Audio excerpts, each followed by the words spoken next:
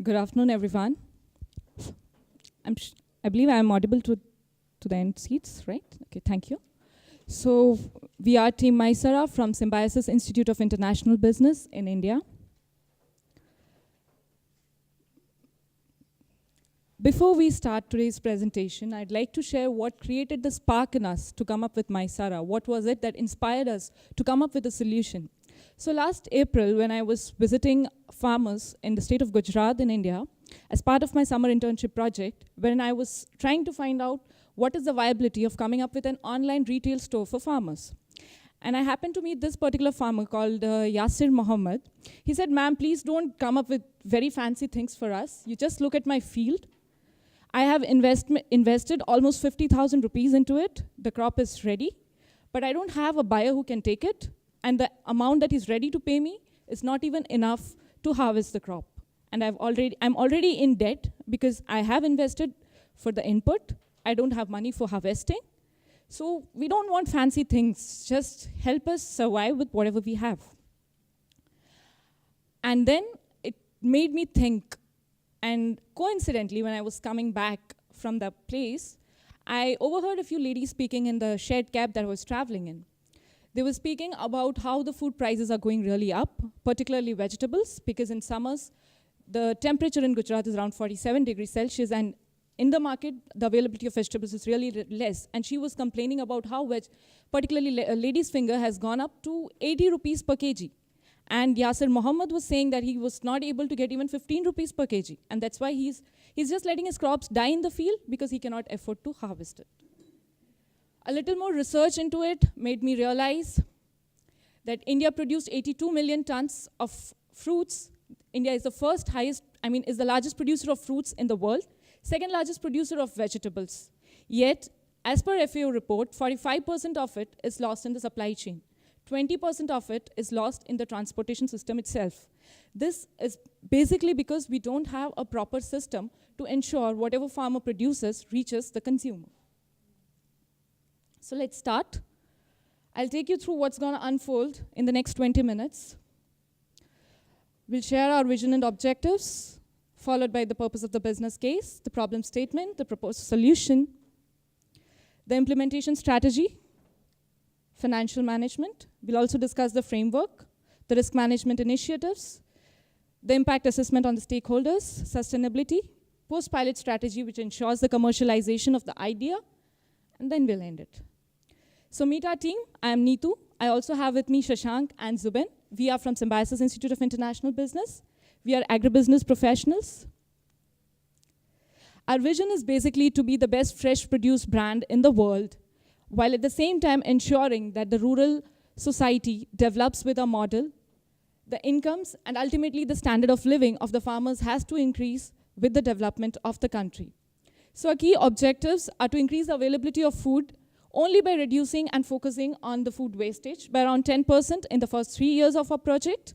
We'll also establish a well-structured infrastructure for the flow of fresh produce to materialize the higher margins for farmers, because right now they are hardly getting 25%, as I already mentioned in case of Yasir Mohammed. To create affordability of fresh produce for the larger sections of the society, to promote utilization of natural resources, and also to increase the self-dependencies of local communities by providing them self-employment opportunities. Here I'd like to share with you what was the context given to us, the constraints by Global Business Challenge. We had to consider the policies, the Indian National Policy for Farmers 2007, which focuses on supporting the farmers in terms of infrastructure and ensuring that they get the proper technology and technical services. We also had to align our objectives with that of National Agriculture Market, which is an upcoming online portal by the central government, wherein physically at the back end, they'll be using the already existing model of fresh produce and vegetables. And at the front end, they have an online portal to support the buyers as well as the sellers. And additionally, we were given, initially we were given $1 million US dollar investment, which was in the second phase reduced to $0.8 million. So we worked on $0.8 million investment. And also we had to additionally align our objectives with that of FAO, which focuses on responsible agriculture investment with respect to rights, livelihoods, and resources. So the national, as I've already mentioned, the national policy for farmers in 2007 that emphasizes on community development and cooperative development. In alignment to that, our model is focusing on COFO, that is company-owned franchisee-operated procurement centers, which I'll be taking you through in the following sessions.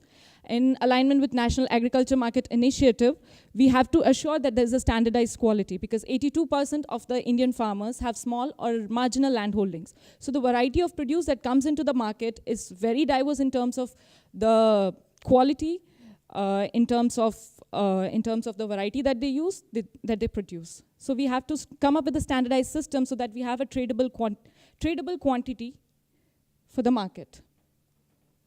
We also work on increasing the productivity with increased profitability for farmers. So the problem statement in the situation current now is lack of infrastructure in terms of cold storage and proper reefer van transportation systems.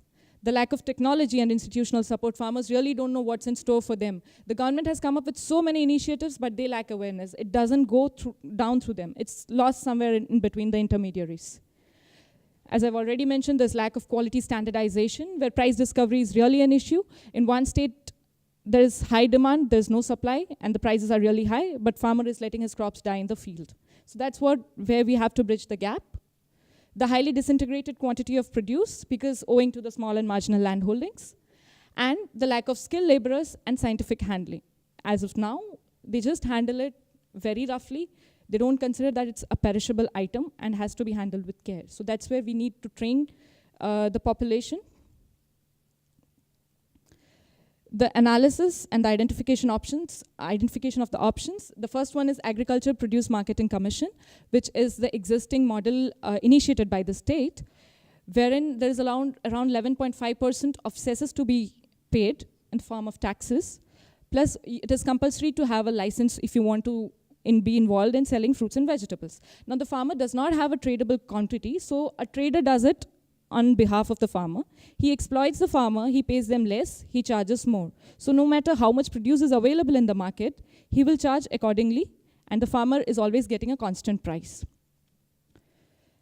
Then we have direct marketing, which was an initiative by the government to help the farmer sell his produce, wherein they arrange weekly farmers markets where the farmer can come up with his produce and sell it directly to the customers. But again, as I've mentioned, the farmers have small and marginal land holdings.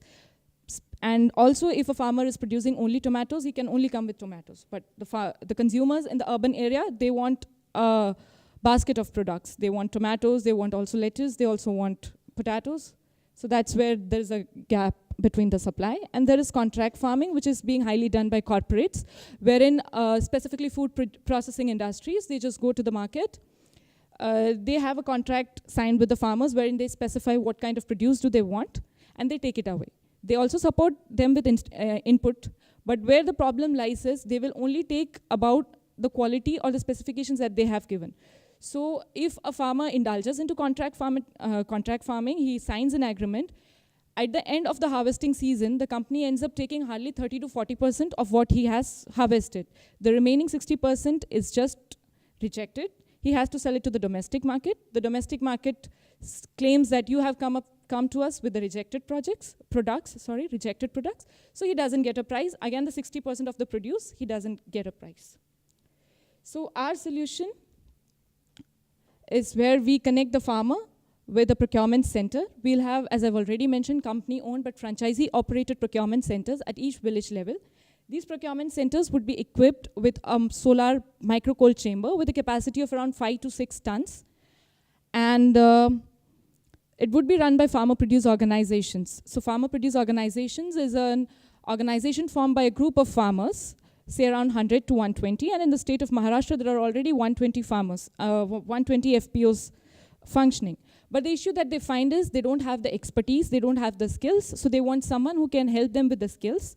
And at the ground level, they have good connectivity with around 120 farmers, which will ensure that we will get the tradable quantity of produce that we are looking for. So the farmer sells, these are all the components of a model. So the farmer sends his produce to the procurement center.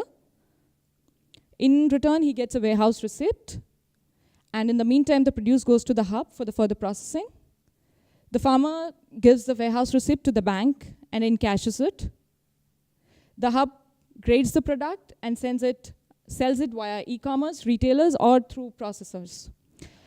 Once the payment is done, it goes to the bank.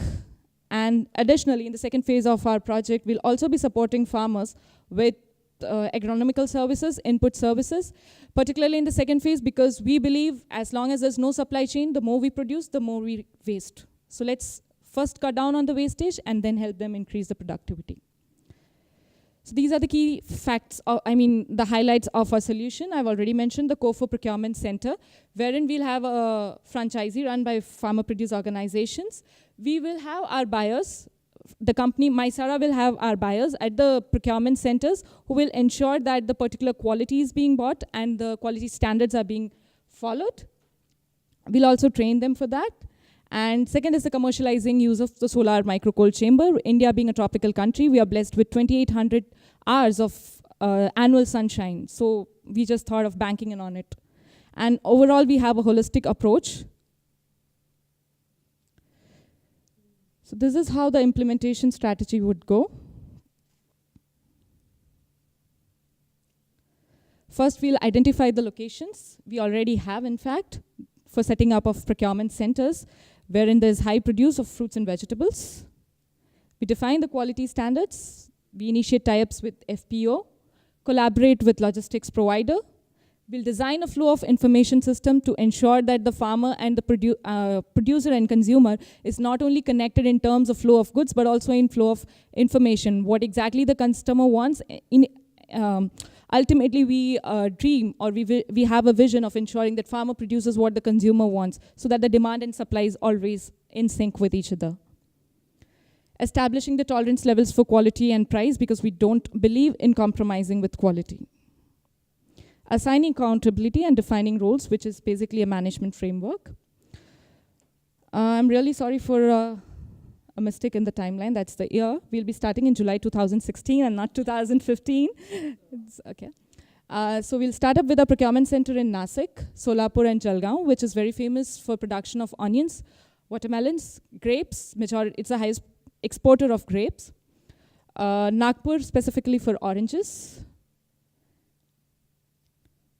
Then again, we have Nagpur and Ratnagiri for the famous Alfonso mangoes. So our merchandise includes oranges, guava, chiku, pomegranate, and accordingly, we have planned to set up our procurement centers. And this should go like December 2015. Yeah. And this would start in 2017, March 2017. And in 2018, we'll be focusing on providing them with agronomy and technical services.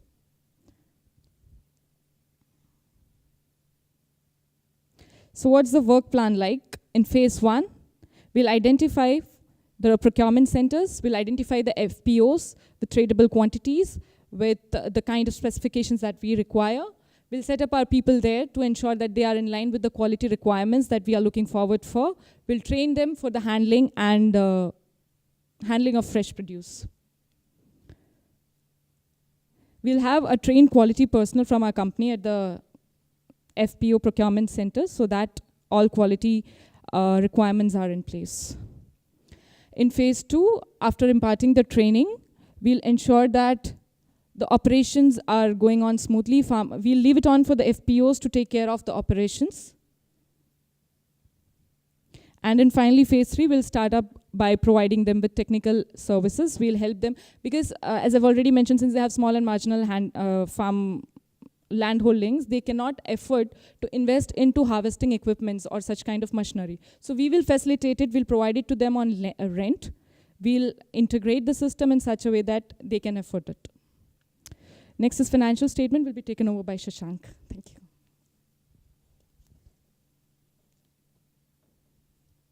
Good afternoon, everyone. I would like to explain the process first.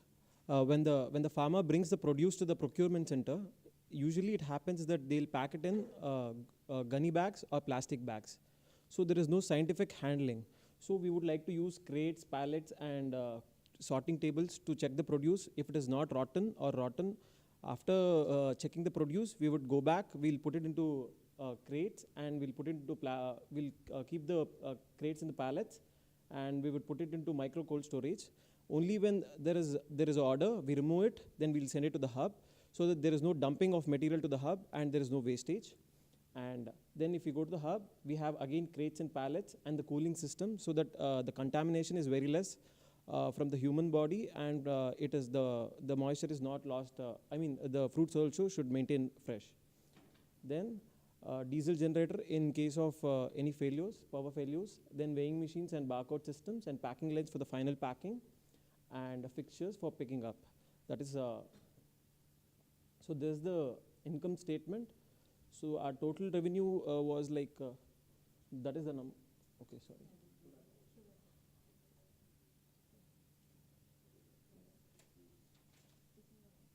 Yeah, this is the revenue. Then that is the cost of goods. Usually actually our source of data collection was primary data collection. We have gone to the procurement centers, we have gone to the APMC arts, and we went to all the e-commerce hubs.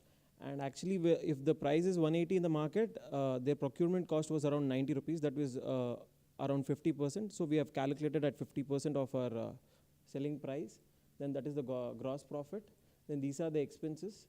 Then this is the earnings before tax and taxes. We have taken roughly around 30%, and this is a net income.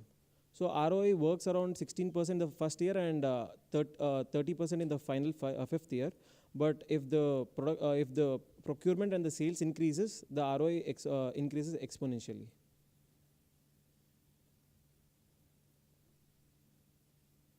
So this is the cash sales. Our cash sales is around 60% because we are going to direct to the customer through e-retailing and retail. And this is the cash inventory. These are the expenses. And again, we have depreciated the system through straight line method. And these are the charges. This is the net cash flow for 5 years.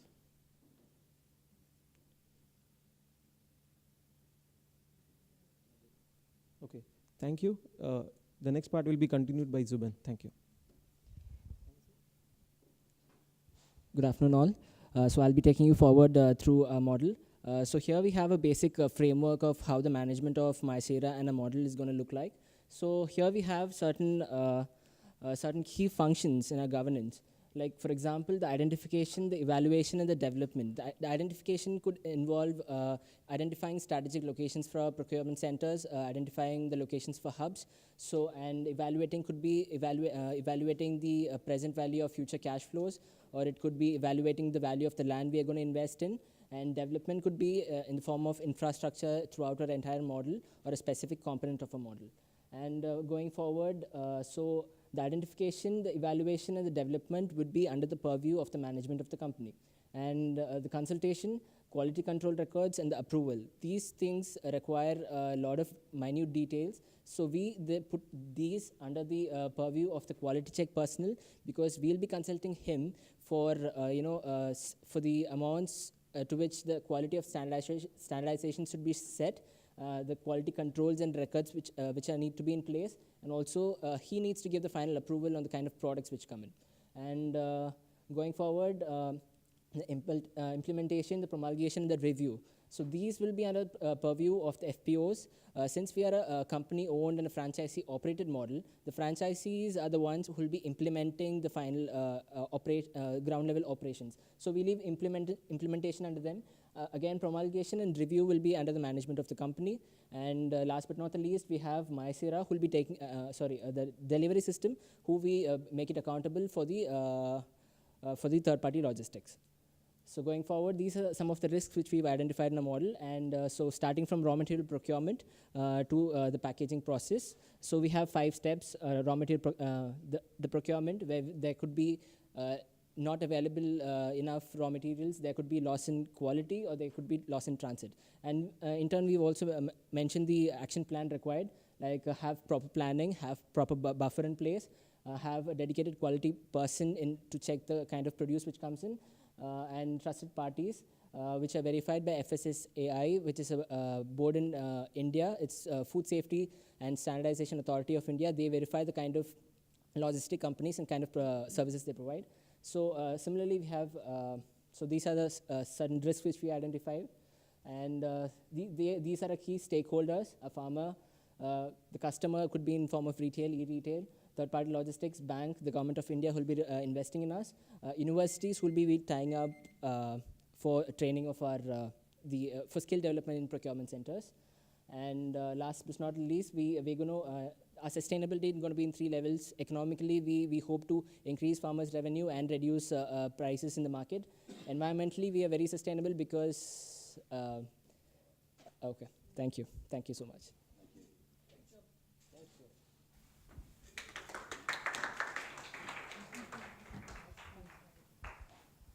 Okay, thanks for. Oh, Thank you. it worked. Then Ma'am, you we would back- like to have a concluding line. Sorry. One line. Concluding line. Conclusion. Okay. So 10 years down the line, what Mayrsara wants to see is no farmer in the world should see his crop dying in the field like Yasir Mohammed does, and the consumer should easily be able to afford fruits and vegetables.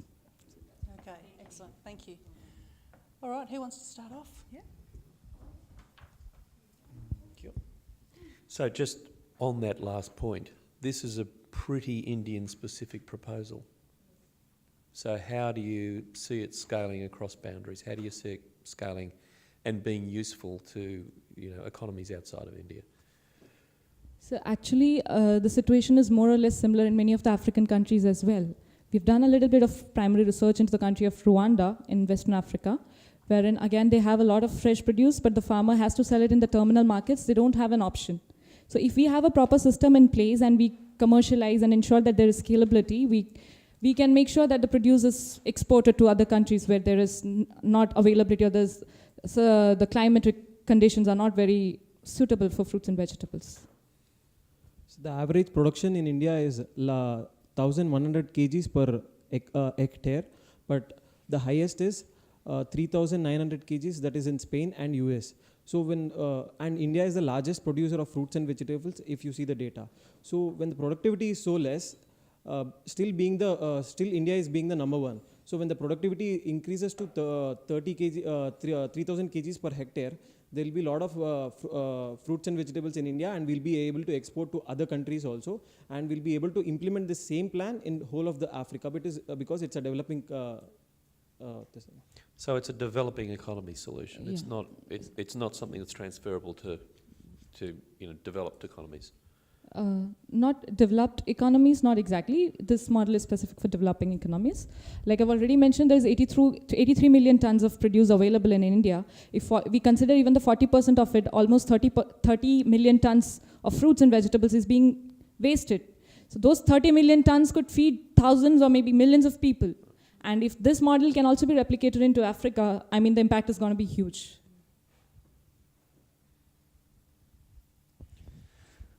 One of the challenges that you've got is the Indian farmer doesn't trust the buyer in the current model.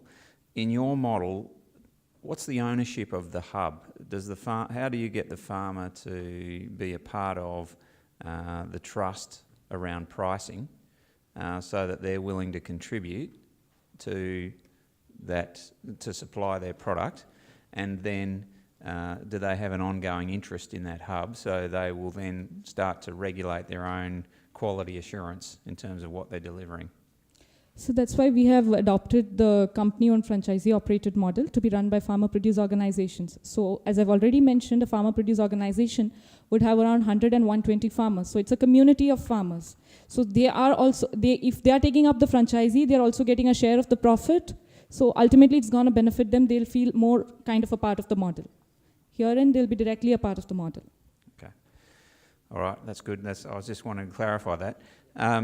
In terms of the costs, I would think that your power costs, the electricity for running cool rooms, is going to be quite a large component. But when I saw the budget, it looks like a very small number. So because we are banking on solar-powered cold chains, as I've already mentioned, annually we get around 2,800 hours of sunshine. So we'll be using solar-powered micro cold chain, which already has a 24-hour thermal backup, and research is on by the companies to increase the to increase the backup in case there is monsoon and there is unavailability of sunshine. But as far as now, the sunshine that we get is enough to operate the cold chambers, micro cold chambers. So battery backup as well. Okay, that's good. Righto. Okay.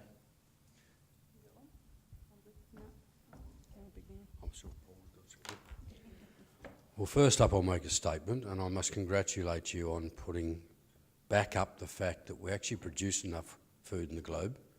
We just waste 40% of it on the way through. So we don't actually have to double food production. We Just have to cut down on the wastage, correct.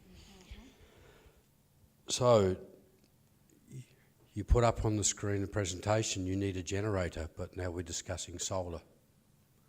I'm a little confused. Are we having generator power or are we having solar power? So that's for the backup.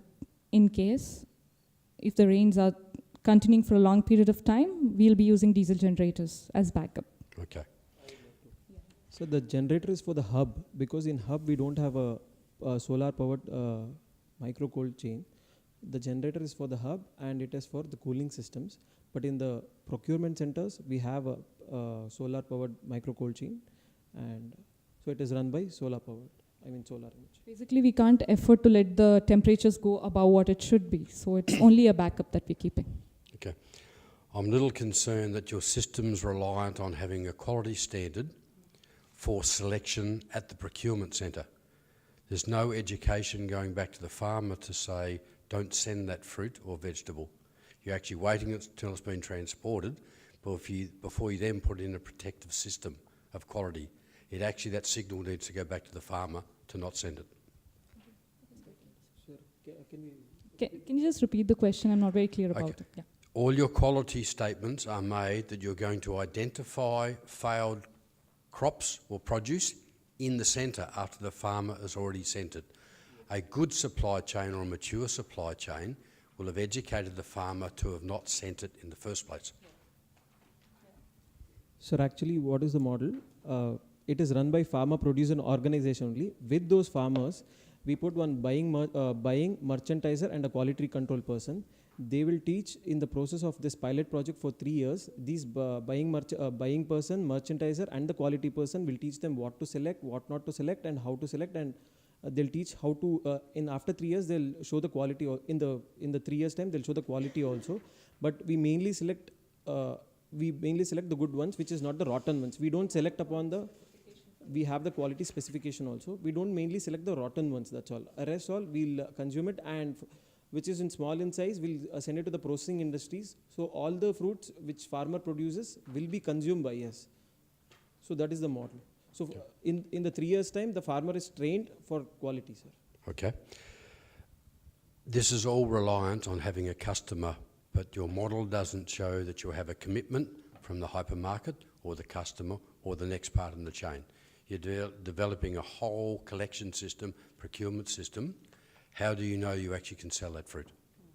We'll actually have collaborations with e-tailers for online selling, also with the retailers, and with processing industries, we'll have a contract with them where we'll know their specific requirements, and based on that, we'll be sending them the produce. So basically, it's going to work on the pull system. It's not that we're going to dump the produce into the retailer store and let him sell it, and if he doesn't sell, it just goes waste. We are going to sell it based on the demand that comes from the consumer. Okay. How are you going to send that signal back to the farmer? Sorry? Sir, in the implementation plan, if you see, we have incorporated the flow of information. So we'll put up a system, maybe an ERP or some system. We'll send the information to the FPO, what is the requirement, when is the delivery date, and when you have to send it to the hub. That's why we have mentioned the flow of information in the implementation plan. If you could go back, I can show it to you, sir. Does that include the farmer, the information system? Yes, sir. Yes, sir. Basically, how it's going to work is at the franchisee-owned farmer producer organization-owned franchisee, we'll let the information flow from the top of the management towards the FPO level. And as I've already mentioned, it's a community of 120 farmers. We'll have a company person there who is well enough skilled to operate on a computer. And so we will be delivering the messages through emails. He'll be able to just pass on the message to the FPO's main person who will be there at the procurement center. And he will communicate the same to the group of farmers in his local language. Because India being a multi-diverse, a country with so many languages, we can't go to every place and do it. So we select a group of people who can do it for themselves. We just facilitate the entire operations. We just train them. We are just bridging the gap between them and the urban consumer.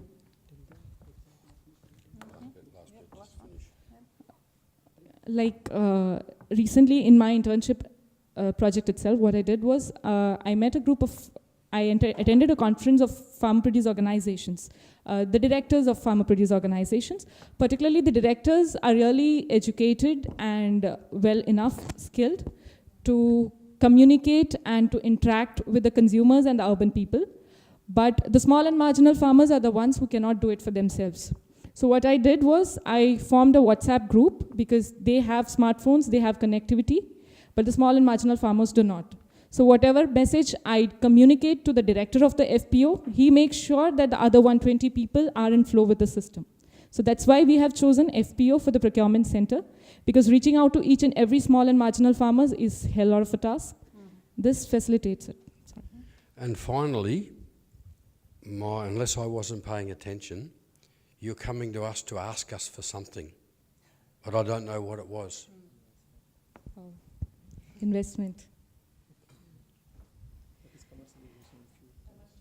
So actually you did say you wanted $1 million. We want 0.8 million. Well, no, you actually said you wanted $1 million and then you said you were told that you had to discount it, so then you wanted 0.8. Exactly. I had my big ears on and I listened to that, so it was interesting. I'm really pleased that you explained what you said, because I have to tell you, to be really honest with you, I sat here thinking I'm getting a pitch for an ICT project. I'll be really honest with you, and well, it just felt like an ICT project. But the fact that you've talked about how you're actually going to do the communication back down to the farmer, that is really good, and you probably needed to have that in your presentation. I really felt like I was just being pitched a range of software solutions and things that were just going to kind of all connect together. So, as I said, I was pleased to do that. Otherwise, I was going to actually say to you, it feels like an ICT project. So, and I also had the same issue about the dedicated quality person being, you know, so far down the chain. So it's good that you were going to do that feedback, because as you know, transporting off produce is just such a waste in the supply chain. But yeah, I don't have a question now, but yeah, I do remember that bit. So Investment. I've got just one question about. It's all fairly low, so I agree with that. I was thinking, what are we looking at here? I didn't quite understand. It didn't come through in the presentation. I didn't know what we were looking at, and it wasn't clear to me that how you were going to lift quality until you explained it just then. The other thing is you've used, so there's pros and cons with this approach. So you've used you're relying on bringing farmers up to sort of existing best of breed management. But what are you going to do to take them to the next level? What is the, I don't want to use that overused term of future proofing, but what have you got in mind for future technologies that will assist them with the management of post-harvest fruit and vegetables? So in the next phase, we are going to provide them services. Like I already mentioned, we'll be helping them with input services. We'll be providing them services like soil testing, because right now, post the Green Revolution era, what's happening in India is they don't know how much of fertilizer should be used or how much of pesticide should be used. So once they see that the crop is infested with pest, they end up infusing the plant with so much of pesticides that many of the crops are being rejected from exports in Europe. That's the actual scenario that I noticed in Nasik. They were not able to export grapes because the pesticide residue is more than what is acceptable. So in the second phase, what we intend to do is we will provide them with services. We'll provide them soil testing, and then we'll help them analyze what kind of fertilizer to use, what kind of pesticides to use. We'll also facilitate them to make use of harvesting equipments, which will improve the harvesting and reduce the wastage in the harvesting process itself.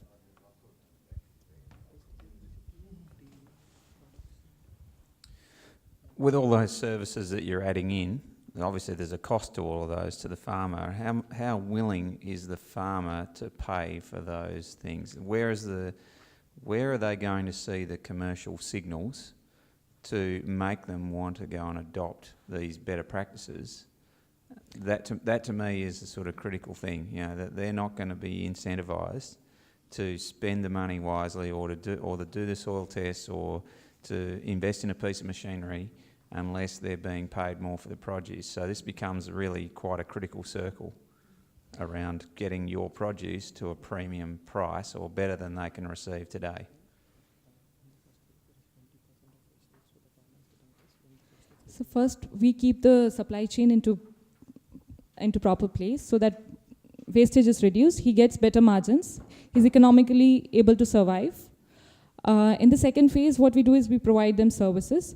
So now he cannot afford to buy a harvesting equipment on his own, but we provide it to him on a rental basis. We cover the cost because we provide it to a number of FPOs, a number of farmers. So that's how we cover our costs, and that's how it is affordable for him.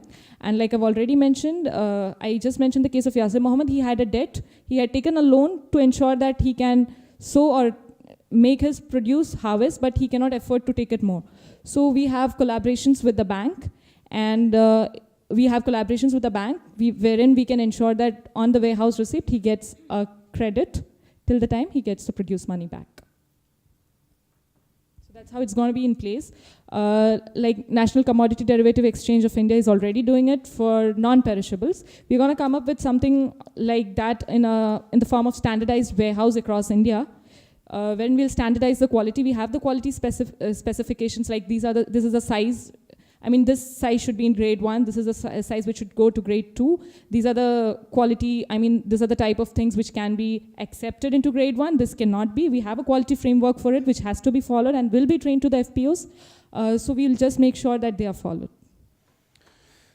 One of the other suggestions I would put to you is that you need to think about what processing capacity you can have. Rather than just selling fresh produce, you're going to have times where there's an oversupply and you're accepting this fruit or vegetables and you've then got no market for it. You know, a similar situation in Australia's history going back 50, 100 years ago is the canning facilities, packaging facilities, so you can process that excess into something that can be stored. So that, I think, is another element you need to think about in that business case. So basically, there are a lot of big companies who are already investing into processing. There are mega food parks coming up by the support of Indian government. Since we have constraints of budget, we will only ensure that the farmer and the consumer is connected. We'll make sure that the produce reaches the processing industries. There is a revolution taking up in the processing industries as of now. A lot of companies are coming up into it, like you mentioned, for canned food, for fruits and vegetable pulp, and for juices. So we'll make sure that they get a steady supply. The demand is always going to be there. Sir, in our channel, if you see, first is the e-retailer, that is the e-commerce, and second one is the retailer, and third one was the processors, sir. So we are going to supply to the processors also, which can be, processed and. So right now what's happening is many of the processing companies do not have access to the kind of produce they want. And many a times they go to the APMC yards, that is the Agri-Produce Marketing Commissions, and they end up buying the waste of it, whatever is left at the end of the day. So if we ensure that there is good quality coming up, they can ensure that canned fruits can be done. Right now they are not able to do it. They're just going ahead with pulp and juices because they're not getting the kind of quality that is required for canned fruits.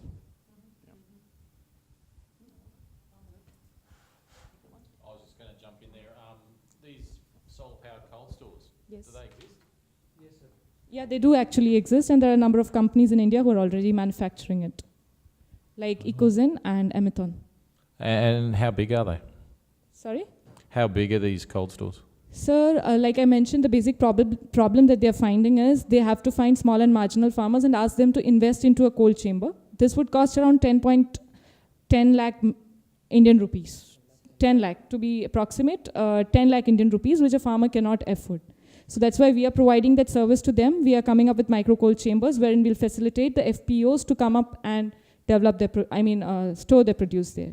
For a single farmer who owns 4 acres of land, he cannot invest 10 lakhs for the produce. It's a capacity of 6 tons and he does not produce that much. 5 to 6 tons. Yeah. Capacity, yeah.